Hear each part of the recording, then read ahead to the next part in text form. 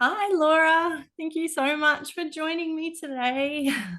Thanks for having me, Emma. It'd be great. I I do have to admit I'm having a little bit of a fangirl moment because I love I love your just everything about your message and the holistic you're about um as a physio, you're about our bodies and being strong and healthy, but there's so much more to that. And I love that that's what you share, and you share from your heart of what's going on in your in your life, because I know one of your last posts, I read it and I thought, she's in my head, that's me. About not being able to have it all. So Mm. yeah, I just love that you're so vulnerable and share, and it's just beautiful.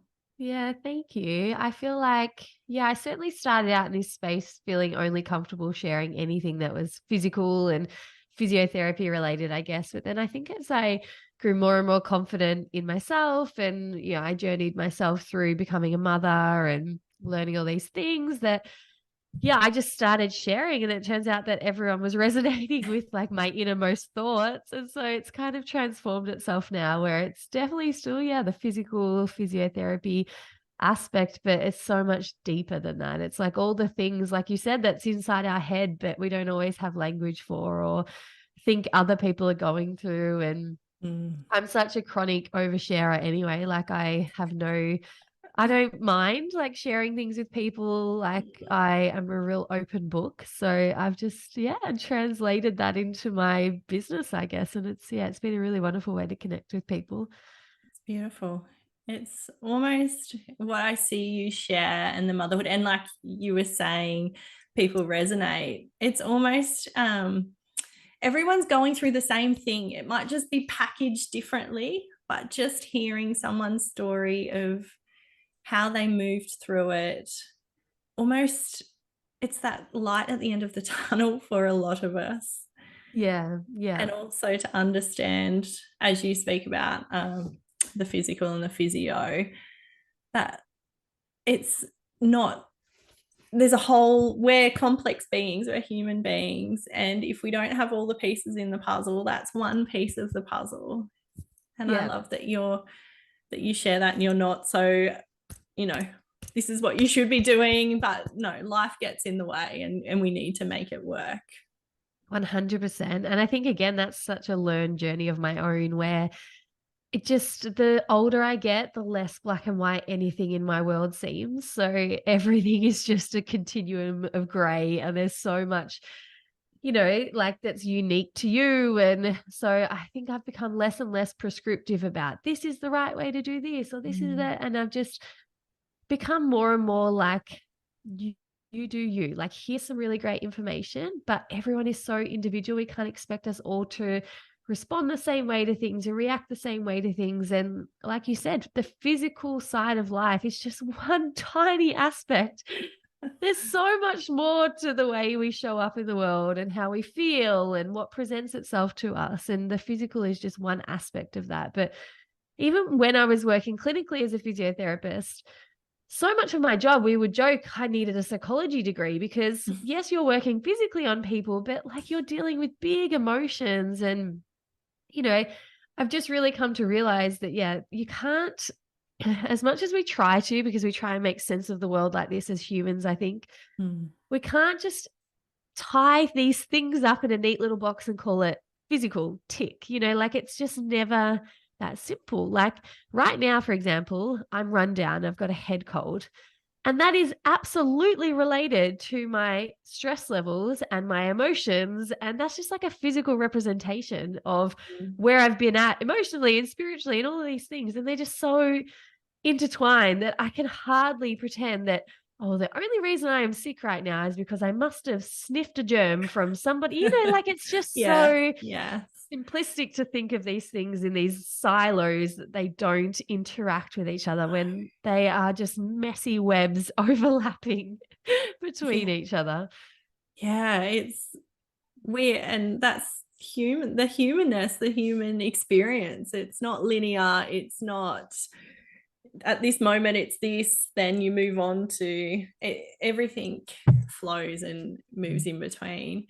even when you were saying about being sick at the moment and knowing it's not purely a physical cause from the germ, I think of back to kinesiology when you're muscle testing, and even those emotions being stored in our muscles, and that whole interconnectedness of all the parts of our being. 100%. Yeah. Do you find that with, especially when you're working with your postnatal mums, and do you find that particularly and I know the village, the way we live, for a lot of us, we've lost the village. So as postnatally, I know feeling isolated and the stress from that. Do you find that that has a lot to do with not all the presentations that you see, but that stress and that tightness? And yeah, I think I've lost my train of thought there. Yeah, no, for sure. Like, same Yeah. thing. It's all like, you come in with a bad neck. It's not just because you're looking down at your baby breastfeeding all day. It's because you're probably stressed that, like, you're feeling in and over your head and you're doing too much and you're taking too much on and you don't have enough support. And, you know, um, let's say sexual pain and function. That's not just because you had an episiotomy and you've got tightness in that scar tissue. It's probably because you've got birth trauma. And, there's all these deep emotional layers of how your birth went and what happened to you and whether you felt safe and seen. And yeah, like, they just put all these two great examples. Prolapse is a great example as well. As much as there's so much we can do physically for prolapse, and I've been on my own experience of this, but the emotional spiral that you go on when you first realize you've got a prolapse is humongous. I hardly know a woman that doesn't go on this emotional spiral, myself included. I checked myself in the shower, realized I had a small prolapse, and just spiraled. And I know, I'm a physio. I tell women all the time, don't worry about it. It's okay. Early days, blah, blah, blah. And I still got to experience that. So it's like, yes, there's all these physical things that we help with 100%, but it's so much deeper than that, right? Like, you have to be able to acknowledge all of the other aspects that contribute to the physical presentation of symptoms, I guess. Yeah. So the emotions almost leave you vulnerable. They're not the cause, but they leave you vulnerable to certain things.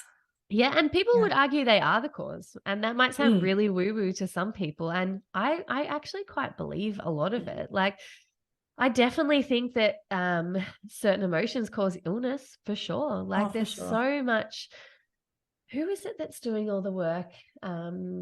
Gabor Mate on trauma and like how that leads to cancers and all these sorts of things. And again, like, people might be like, what? Like, that is batshit crazy. What are you talking about? But like, yeah, it's just that we don't understand that because it's really hard to study that. It's really Yes. hard to get like really clear, concrete, black and white evidence for that. But I 100% believe in emotions being the cause of illness for sure. It's funny you say that. The first time I tried to record podcast, my son got sick and we had time in hospital. And then the second time, he had to go back up for more tests. And then over the weekend, I started to get a head cold. And even this morning, I was struggling to talk. And I thought, no, I'm not letting this. So from even my husband was joking. He said, when you finish recording this roll of podcasts, you will get your voice back and you will be well again. And I often wonder, me stepping into something new, that uncertainty and just having those subconscious fears of showing up and sharing my voice is the cause of why I got this. I believe that. Ask me 5 years ago and I would have been like, no way. But I so believe that to be true now. Yeah. Yeah. Or maybe I just needed a nice deep voice for the microphone. Yeah. Don't worry. I'm a bit nasally today as well. So we're on the same page. A question I have for you too, of the way you view things so holistically as a physio, because I know the teachers that I work with and the educators, and having that holistic view. And I know Gabor Mate's work and his compassionate inquiry is a big informer in the work and the programs I create. How do you go as a physio in a profession that's very scientific based, very physical, of still sitting in your authenticity of sharing the holistic view? And do you feel that you have to tone it back sometimes to put your physio hat on, or do you feel open, just like sharing before, that this is your opinion, this is what you feel? Yeah, that's a great question. I think, yeah, this is really interesting. I'm trying to think which way I want to take it, but I think over the years, I have definitely moved away from just teaching, like I said, black and white physiotherapy. There's a million people out there that teach that who are amazing at it. And I've come to realize that my gifts and strengths lie outside of that and lie with my musings on motherhood and my beliefs around birth now and trusting yourself and just authentically living your life. And it's like totally transformed. Obviously, that is not quote unquote physiotherapy. That is not what I learned at university. Yes. I guess in terms of whether I feel like I have to tone it back, I probably had moments, I'm sure, where I felt like, oh, am I quote unquote allowed to say this? Is this, like, am I within the scope of practice to say this? But I guess how my page is different is my page has become much more of a personal brand and my work is much more about Laura. I am actually also rebranding. It's going to happen Oh. soon. So I won't have the physio in my name anymore just because I don't feel like it really represents what I'm doing at the moment. And so it does feel a little bit limiting to be like Physio Laura because maybe that sets people up to have certain expectations of what I talk about and what I teach and these sorts of things. I don't really tone it back though, I guess, because I don't preach. So maybe if I was preaching that you should birth this way or you should, do things this way, that would be different because it's like, do I really have the authority within my profession to be able to say that? Well, not really. Like I didn't learn that at university. So technically on paper, I can't talk about that, but I don't do that. So what I think I do is I share my life and my birth experiences and my thoughts on things, and they're my own. And you know what? People can't judge you for your own opinions because they're your own opinions, and you're very clear that they're your opinions, and you're not expecting anybody else to have those opinions. People might agree with you, people might disagree with you, but they're your own opinions. So it's really hard to argue with somebody when you say, I believe this to be true. You can't change what I believe. Like I can have a robust discussion with you or a healthy conversation about it, but like it's an opinion. I'm not going out there saying this is fact and everybody should do this and follow this. What I'm doing is, like I said, sharing my stories and then also just asking women to reflect and say, what feels right for you? What feels good for you? And again, you can't argue with what is uniquely important to somebody. So say when it comes to the birth space, which can often be very controversial, and in so many ways, like I had like home birth without medical professionals in the end. And a lot of people had the question of like, how do you feel being a physio, sharing about that? And I was like, well, this has got nothing to do with me being a physiotherapist. This is me being a mother going on my own journey and ending up where I ended up because that was what had to happen. That was the choice that had to happen. And it's transformed me into this woman that I am today. And I'm sharing my story. And that's got nothing to do with being a physiotherapist. And I'm not telling anybody how they should give birth. I'm just sharing my story. So I think people just get really caught up these days, maybe in, this whole like rule following and like, well, if you're I don't know, a PT, how are you qualified to tell me what I should eat? And if you're a this, how are you qualified to tell me and you know what, like how I operate as a consumer in the world is I actually don't care too much for what someone's title is. I care for whether I resonate with what they're saying, how they live their life, if they're if they're congruent with what they preach, what they suggest, and then actually how they live. And then like if they happen to have a title or a qualification, I'm like, yes, sweet. And that's just how I operate. I know that doesn't work for everyone, but I guess I don't put these like rules around it, like some people might, I guess, of like, well, you can't talk about this because you're a this. And it's like, who says? Yeah. Especially when, again, when you're not telling people what to do, it's very different. If you are quote unquote unqualified and you're going out and giving very strong opinions and advice on what people should and shouldn't do with their life, you'll never hear that from me. You'll never hear No. me tell people what to do. You will always hear me share something from myself and then just be like, how does this land with you? I like to think of myself as a mirror, and I'm just reflecting back what people need to see within themselves. Like I'm just holding up a mirror saying, like, hey, Emma, what's in this for you? Not what I'm like, I'm not telling you what to do. What do you think this Mm. information holds for you? Do you like it? Do you resonate with it? Or do you feel the opposite? Like, what's it bring up for you? That's kind of my whole message. I hope that answers your question. Yeah, no, I love that. I love it because there's so much power in storytelling, and we're a social species as human beings. So, and that's how I know how our little people, that's how they learn, through the watching and the stories and the happenings of what's going on around them. And it's so beautiful that that's reflected in your practice.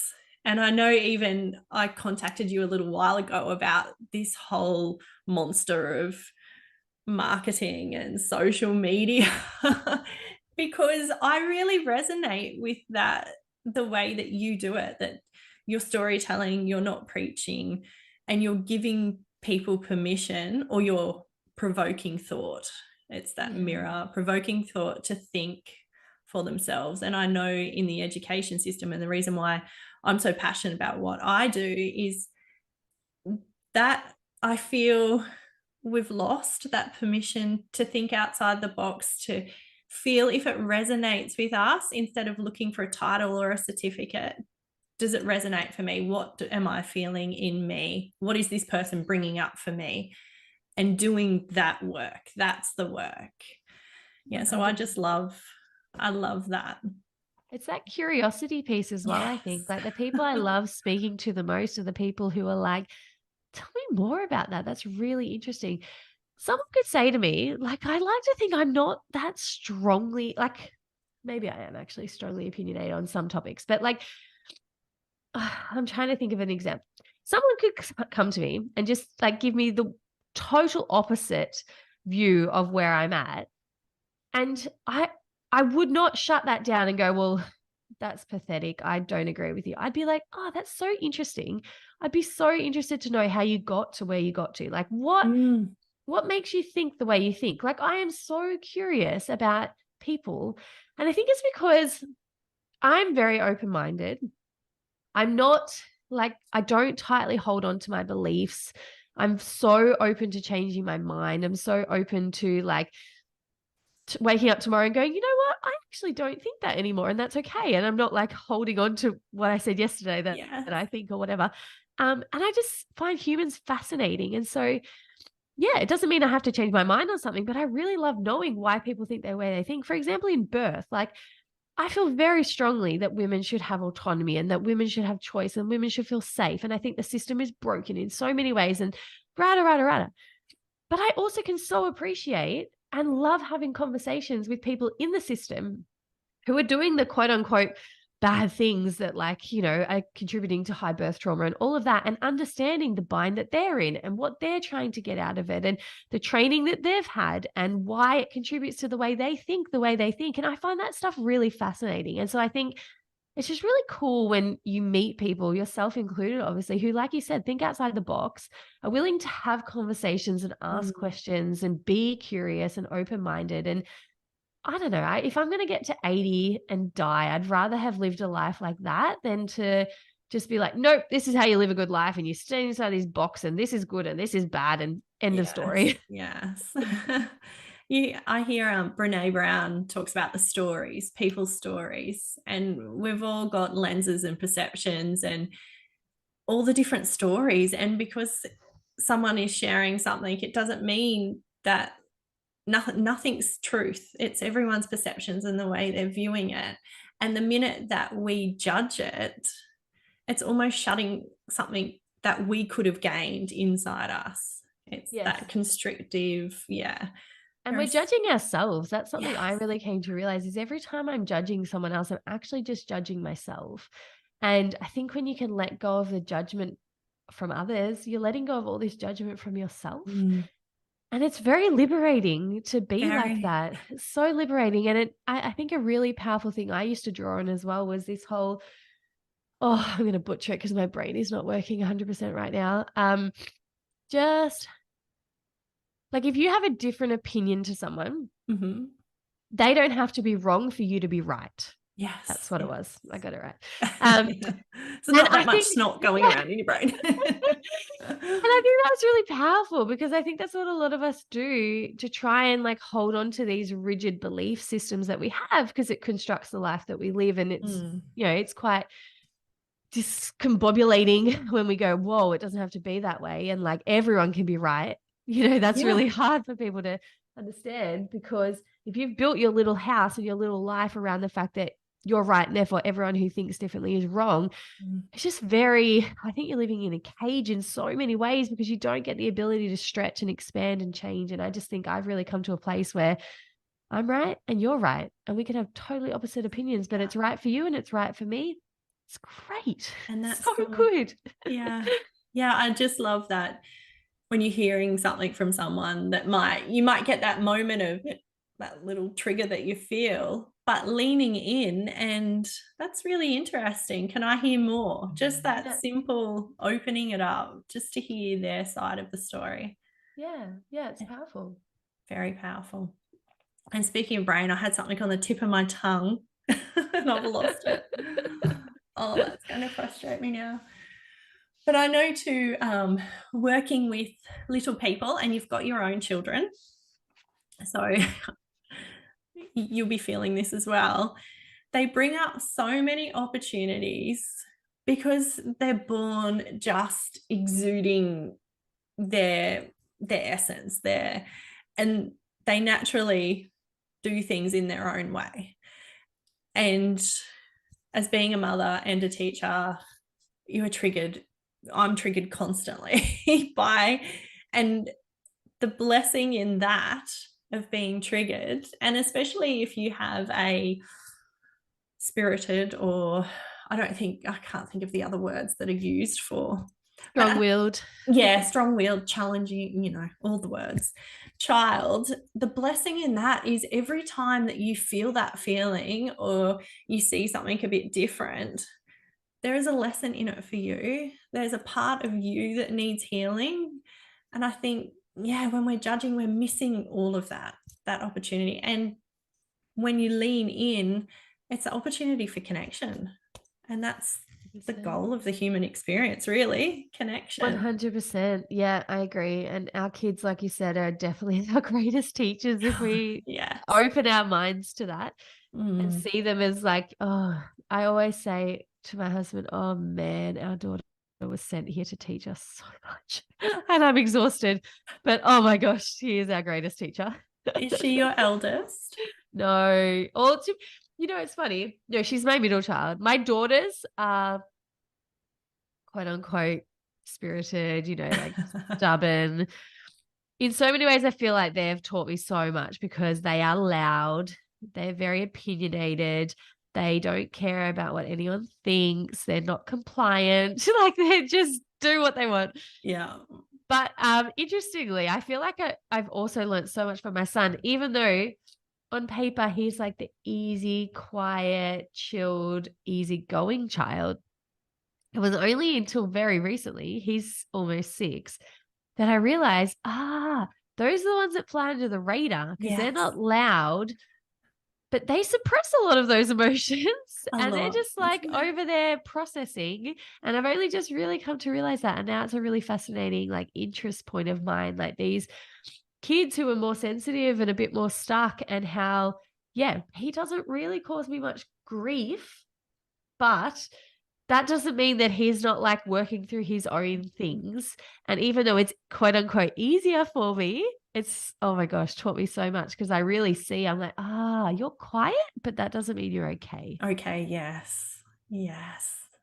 My my middle boy is the same, and he had quite a stint in hospital, and it was the accumulation of a lot of emotions, and I feel his immune system wasn't up to scratch from it. It all come out, which has now resulted in him wanting to homeschool.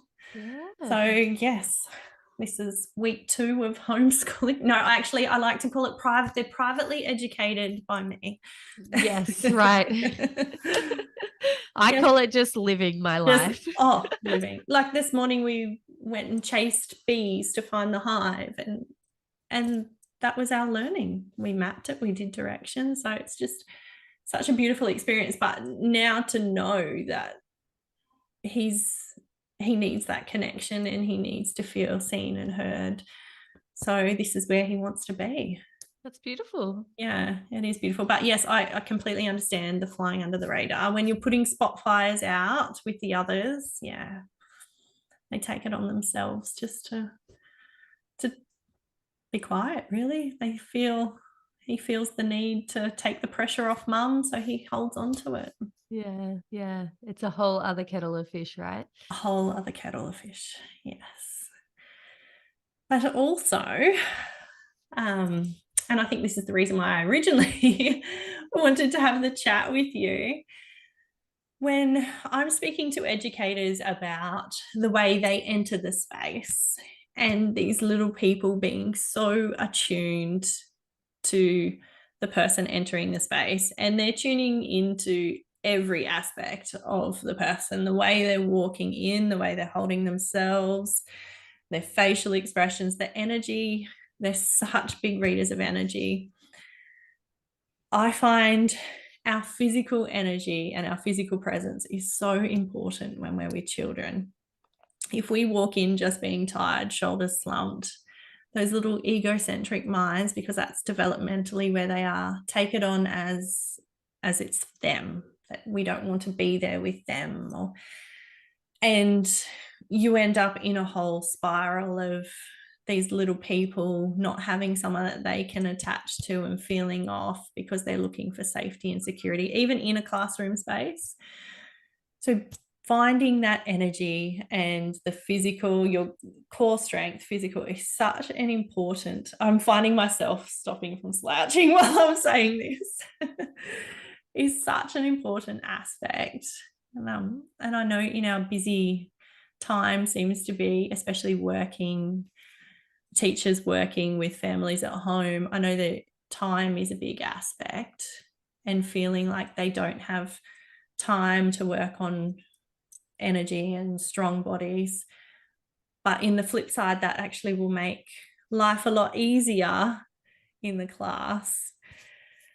So do you have anything to speak to these educators on importance or tips on what they could do with limited time or with children?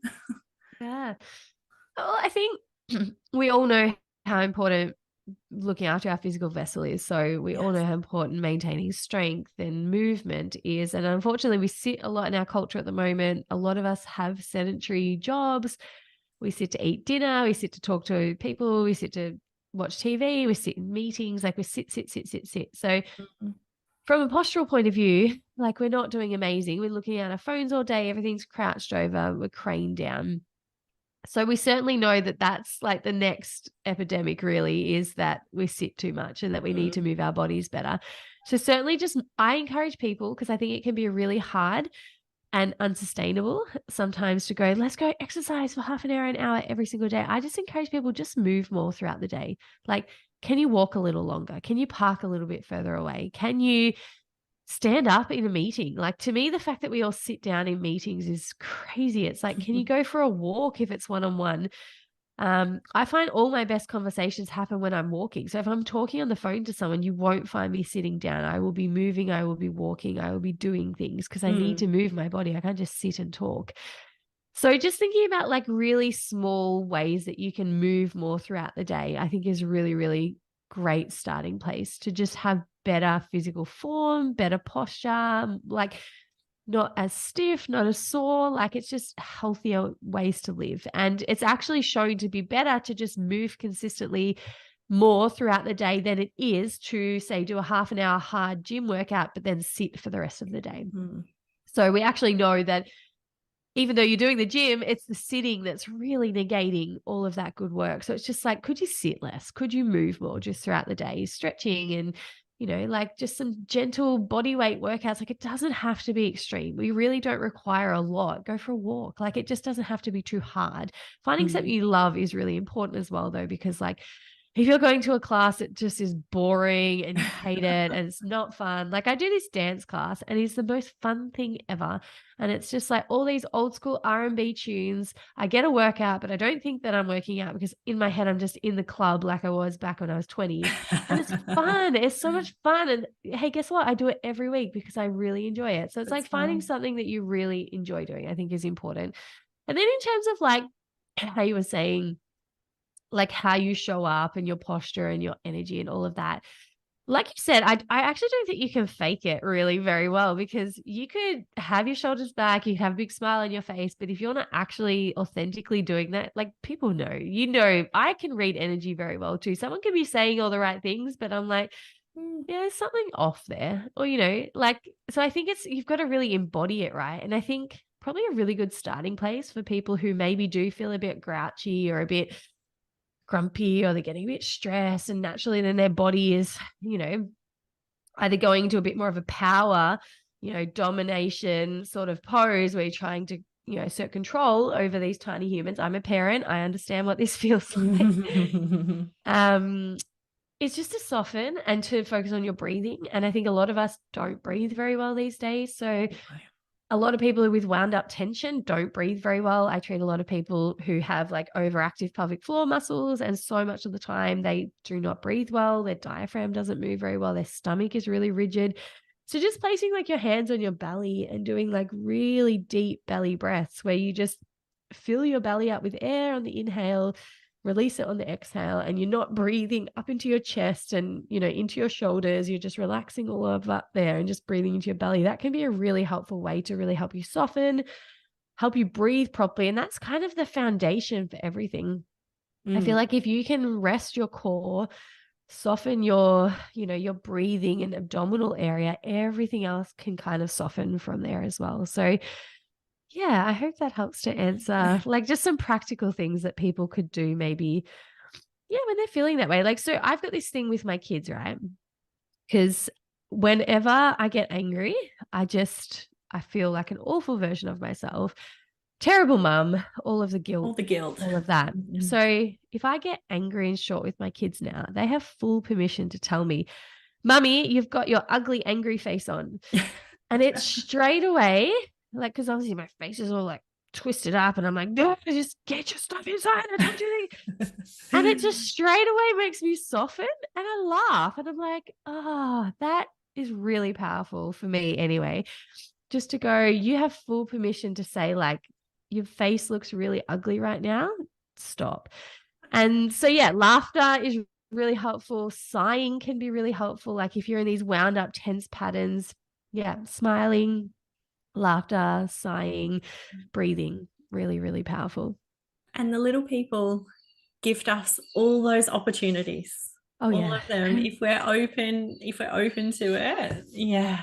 The Yeah. laughter, like you said, and my children are the same. They'll pick up straight away, especially my eldest. You're saying you're happy, mum, but he'll tell me what's going on, or he just feels it. Yeah. Yeah. I And actually just checking in. recently learned, I was doing some breath work through these people who teach like parenting stuff. And it was really powerful because it was talking all about authenticity. And it was saying how often when you've tried all the gentle parenting things and blah, blah, blah, blah, blah, and you finally just lose it and you yell at your child, like, just pick up that thing or whatever, and you get a response, it's often not because you scared them, because that's what I used to think. I was like, it's because you scared them and they finally Mm. kick into action, but it's because you're actually finally authentic, i.e., you're actually really frustrated. You're Yes. letting that frustration out as opposed to, hey, sweetie, could you really, mommy would really appreciate if you pick that up. But on the inside, you're like, and Mm. it's not matching. And they really pick up on that authenticity piece. And so I think that's something I've recently learned. And that doesn't mean that you can just be authentic left, right, and center and go, spread your emotions around everywhere. But the whole point is that, you can have the capacity to choose differently, I guess. But it's just really cool, I think, to realize that, kids pick up on whether you're being Oh, authentic yeah. or not. Like, yeah, if you're smiling and saying, "Oh, it's okay," but like it's clearly not, they're Mm. picking up on that it's not okay bit, even though you're saying Saying it's yes. okay. And Powerful.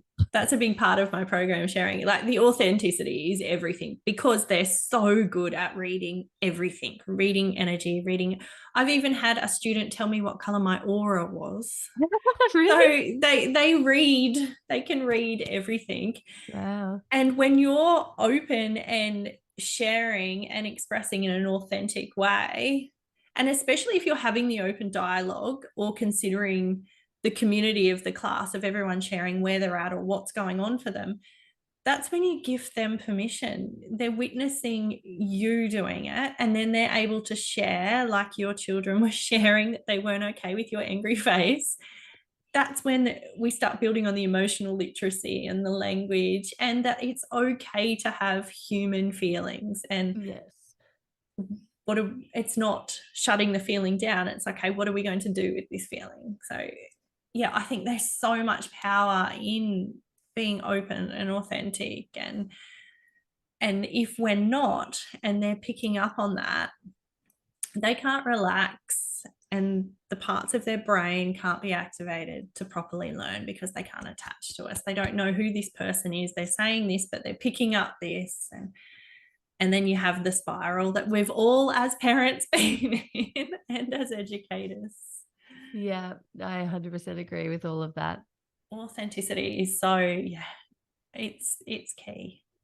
And if you're a flute playing, scrapbooking person, bring it in and embrace it because they're going to feel that joy and passion from you. So it gives them permission to share their passions as well. Yeah, for sure. I was just thinking of an example of authenticity. I used to feel like if my kids requested something of me that I had to be like the yes mum because, Mm. well, they've asked me to do that. Like I would be a shocking mum if I didn't say yes. So I used to play a lot of games and do a lot of activities that truly I just resented. Like I don't want to get on my hands and knees and crawl around and be a dog. I'm just not into that. Mm. And I don't want to play what's another game I really hate? A The lot of role, imagination games yeah, I the find role playing games. I Yeah. find them really tedious. And I'm not very good at them either. So I'm like, you're much better off playing this with your siblings. But again, I felt like I had to say yes to everything. But I was just not quite there and I was resentful and like it just, it wouldn't last very long. Whereas now I just say, no, mummy's not going to play that. I don't really like that game, but you guys can play that for sure. Go and do it. And then I'll say yes to things I know I can be fully in. So I love being outside. I love going to the beach. I love jumping on the trampoline or playing ball sports or like whatever that is. And I'm fully there when I do that. So it's like, they get to understand me better and Mm. connect with me better because I'm being authentic about what I'm doing. I'm not pretending, to like the things that I don't like. Mm. And I'm being honest with them and saying, "No, I don't like that." But that took a lot for me to drop the guilt associated with that because I thought that I had to like everything. Like I don't like craft. I'm a terrible version of myself when I get craft out. I become hyper controlling, anxious, like it's not fun to do craft with me and it's not good for anyone. So I just accepted that I'm not a craft mum. They can do crafts when they go to other people's houses. They can do crafts when they go to like organized activities. It's not going to happen in my house because it's not good for me. Mm. They would rather not do craft than to have mummy like, don't touch that, don't put mess there, like it's just not good. So it's just really good to be able to go, I'm okay with that. Like that's who I am. And it's okay to just lead into that. Mm. And your children are witnessing your boundaries, you sharing your needs, and you being in your power by showing up present and into the things that you're choosing, Yeah. giving them permission to do the same thing. And I hear what you say about the mum guilt because it's almost undoing so much from, I know a lot of us grew up in a behaviorist well, not household, but that was the parenting type, and even through schooling. So it's undoing all of that because someone says I have to do, even as adults. And it's beautiful that we can now just thinking differently or putting self first ourselves. We're gifting our children, the next generation, that voice as well. Yeah, it's That's what I powerful. love. Yeah, And it's by being what would be perceived in the past as selfish. You're a selfish mother, but it's actually gifting them the world, really. Their 100%. authenticity. It's beautiful. Yeah, it is. Do you have any pearls of wisdom before we finish up for any educators, whether our spectrum of educators are anyone who works with children, coaches, teachers, homeschoolers? Oh my gosh. It's a big I feel barrel. like, yeah, but I feel like this is where my message for what I do for work anyway always comes back to it, just like trusting yourself and trusting like you have unique gifts to bring to the world that nobody else has. And you have a unique way of saying the things that you say that nobody else has. And just like really trusting that. If you're a mother, on a journey of homeschooling your child, like trusting that like you're enough and that like what you've got to bring to your children is enough. And yeah, just like trust and authenticity. It's very easy to say that. I guess it's like, where do you actually start with that? But I think it's like just choosing the things that feel right, even if they go against what other people might think is right. And even if it's hard initially, and even if you feel rejected, or even if, like it's not the norm, I just think just keep like following the breadcrumbs of that feels really right for me and my family, and that feels really right for me. And you just keep doing that, you're going to live a great life. I love that. I love all of that. Because a lot of our educators are in systems where there's a lot that they can't control, but there's still those micro choices that if it 100%. feels right, if it aligns, yes, we can still Yeah. head in that direction. 100%. Yeah, I agree. I think, yeah. And it's not like you can't, don't throw the baby out with the bathwater. Like, I think I hats off to people who work in the system, but find it that challenging. Cause I'm of the personality to just be like, I exit the system. I'll just do my own thing. But I don't think you have to just go, oh, well, if you're a midwife in a hospital, you don't have to go, oh, well, I can't help women have autonomous birth because this is how the system works. Or if you're a teacher at school, you can't just go, oh, well, like this is how the system works. I can't tailor this to the individual or whatever it is. Like you said, there's still so many opportunities to bring your unique, authentic version of doing things to the table and to create change and to show people, a different way, or, whatever it is that you bring. Like you don't have to just, like be like everyone else, I guess. Like you can still bring your unique skills. And that's what the world needs. And the babies being birthed and the children that are being educated, that's what they need, that uniqueness. Yeah, for sure. Yes. Well, thank you so much. I can't wait to see your journey in the caravan and Oh, the journey of yes. the rebranding as well. It's all happening over here. Yes. Good luck with it all. Yeah. Thanks so much for having me, Emma.